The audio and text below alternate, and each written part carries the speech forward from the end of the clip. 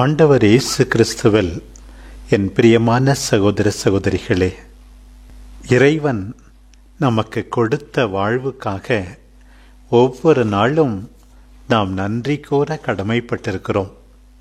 அவருடைய விருப்பப்படி நன்கு வாழ, நல்லது செய்ய நாம் எல்லாரும் அழைக்கப்படுகிறோம். பவுலடியார் எபேசியருக்கு எழுதிய திருமுகம் 2ஆம் அதிகாரம் 10வது வசனத்தில் இவ்வாறு குறிப்பிடுகிறார்: நீங்களோ கடவுளின் கைவேலைப்பாடு, நற்செயல் புரிவதற்கென்றே நீங்கள் படைக்கப்பட்டிருக்கிறீர்கள். நாம் விரும்பினாலும் விரும்பாவிட்டாலும் நம்முடைய உலக வாழ்வு ஒரு நாளைக்கு முடியத்தான் போகிறது. நாம் இறந்த பிறகு மற்றவர்களால் எதற்காக நாம் நினைவு கூறப்படுவோம் என்பதை நினைத்து பாருங்கள். சுகபோகமாக வாழ்ந்ததற்காகவா? நன்கு உடுத்தியதற்காகவா? நல்ல வாகனங்கள் வைத்திருந்ததற்காகவா? அழகான வீடு கட்டி கொண்டிருந்ததற்காகவா? பொன்னும் பொருளும் ஏராளமாக வைத்திருந்தமைக்காகவா? எத்தகைய மதிப்பீடுகளுக்காக நம்மை மற்றவர்கள் நினைவு கூற வேண்டும்?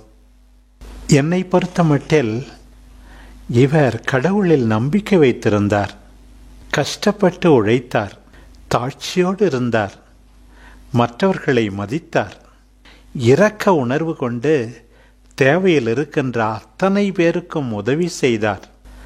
தம்மோடு இருந்தவர்களுக்கெல்லாம், தாம் சந்தித்தவர்களுக்கெல்லாம் இவர் ஆசீர்வாதமாக இருந்தார் என்று சொல்லப்படுவதைத்தான் பெரிதாக கருதுகின்றேன். பிரியமானவர்களே, கடந்த 9 நாட்களாக எலியா இறைவாக்கினரை பற்றி முதல் வாசகத்தில் வாசிக்க கேட்டோம். அரசர்கள் முதல் நூலிலிருந்தும் 2ஆம் நூலிலிருந்தும்.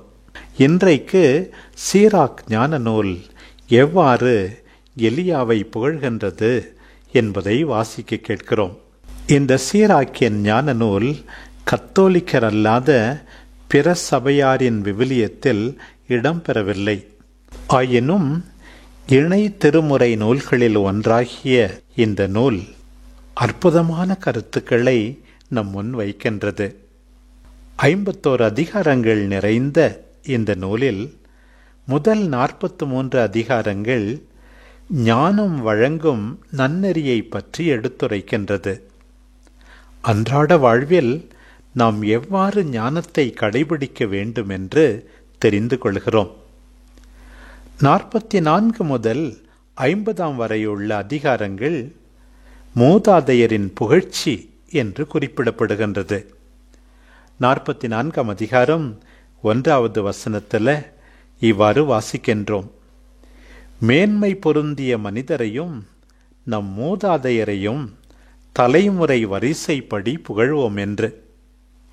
அந்த அடிப்படையில்தான் 44ஆம் அதிகாரத்தில் ஏனோக்கு, நோவா, அபிரகாம், ஈசாக்கு, யாக்கோபு ஆகியோருக்கு புகழ்பாடல். 45ஆம் அதிகாரத்தில் மோசே, ஆரோன், பினகாசு இவர்களுக்கு புகழ்ச்சி. 46ஆம் அதிகாரத்தில் யோசுவா, காலேபு, நீதி தலைவர்கள், சாமுவேல் இவர்களுக்கு புகழ்ச்சி. 47ஆம் அதிகாரத்தில் நாத்தான், தாவீது, சாலமோன், ரெகபெயாம், யெரொபெயாம் என்பவர்களை பற்றி பேசப்படுகின்றது.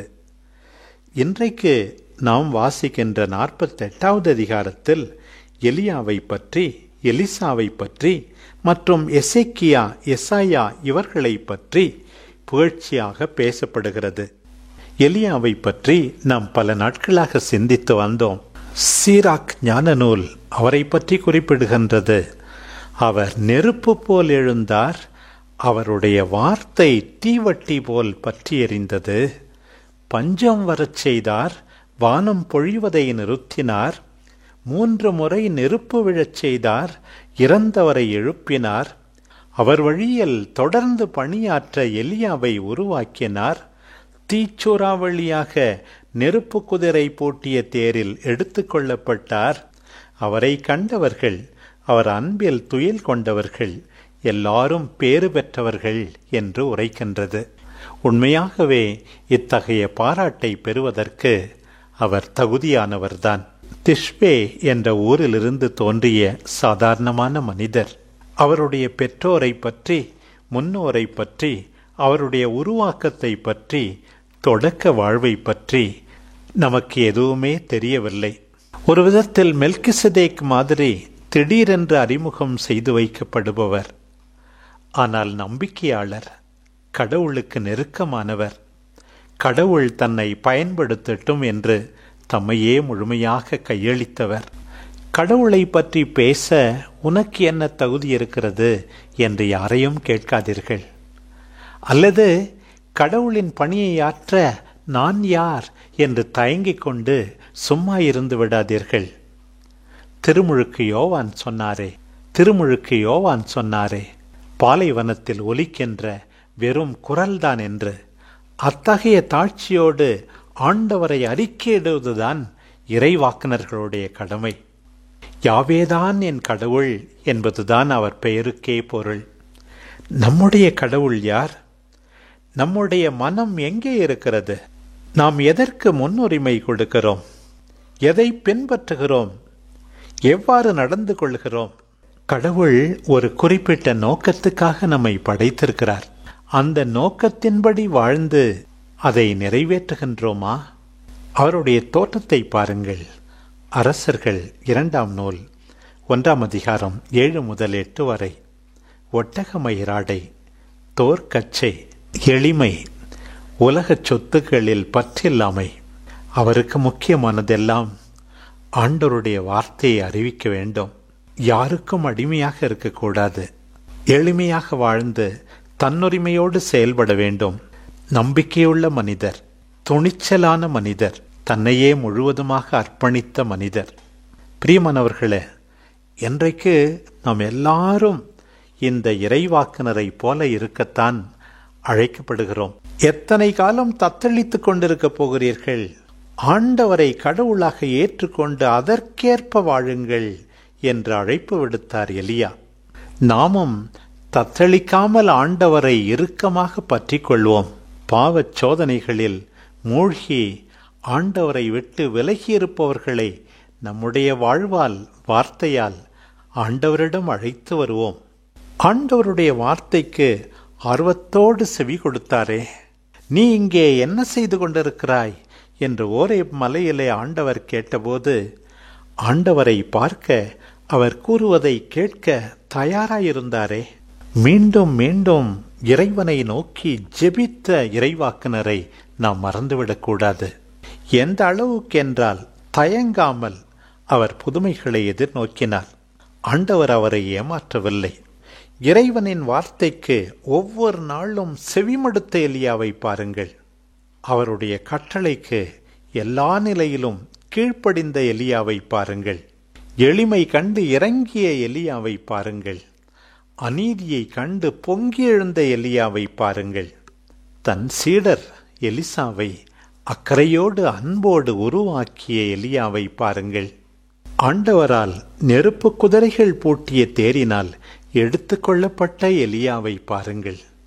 இன்றைய இறைவாக்கு பகுதியில் நாம் கேட்டது போல, அவருடைய வியத்தகு செயல்களில் அவர் மாட்சிக்குரியவர்தான்.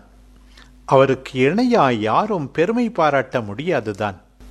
சீராக் ஞான நூலில் 44ஆம் அதிகாரத்திலிருந்து 50ஆம் அதிகாரம் வரை புகழப்படுகின்ற எல்லாருமே சாதாரண மனிதர்கள்தான். ஆனால் அவர்கள் எல்லாரும் ஆண்டவரை பற்றி கொண்டு அவருடைய மதிப்பீடுகளுக்காக வாழ்ந்தார்கள். முக்கியமாக ஆண்டவருடைய இறைவாக்கு பணியை தயங்காமல் உண்மையுடன் செய்தார்கள். இன்றைக்கு ஆண்டவரில் நம்பிக்கை கொள்கின்ற எல்லாரும், இறைவார்த்தையை கேட்கின்ற எல்லாரும் இந்த இறைவாக்கு பணியில் தயங்காமல் துணிச்சலோடு ஈடுபட்டு ஆண்டவருக்கு சாட்சி பகர அழைப்பு விடுக்கப்படுகின்றது.